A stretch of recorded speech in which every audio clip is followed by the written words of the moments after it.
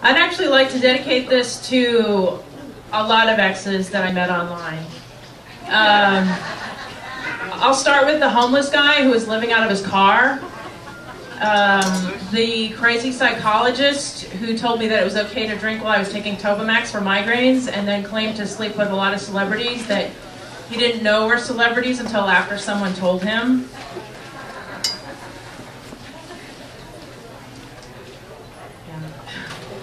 I thought I might talk about my last Match.com guy. You know, the site that claims to find love guaranteed?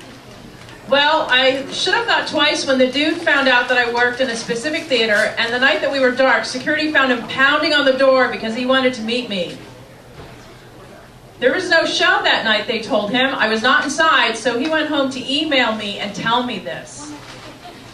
Call me willing to give a second chance or foolish, but I did agree to meet him, and he seemed harmless enough.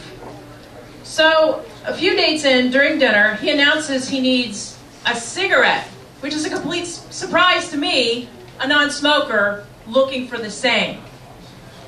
He told me he was quitting. Well, about now, he seems like a really bad idea. I tried breaking up with him.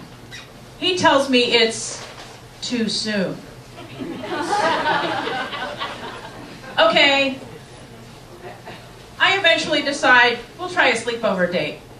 As I get off the elevator, I look around and I see a tiny stuffed squirrel in a dress propped up against his apartment door.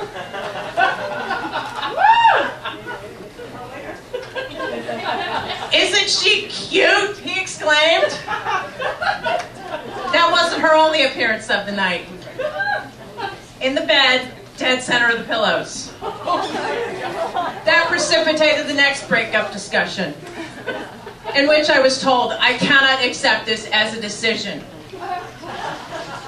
This was seeming a little bit like an exercise in futility until one afternoon I finally had enough and simply went over to his apartment and told him I was breaking up with him, not to be negotiated or discussed further, which of course led to 37 phone messages on my answering machine that began with, "I know you don't want to talk to me."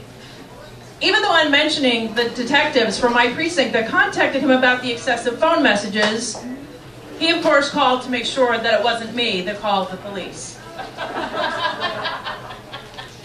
And finally, sex with a narcissist, worst three-way ever. Happy New Year.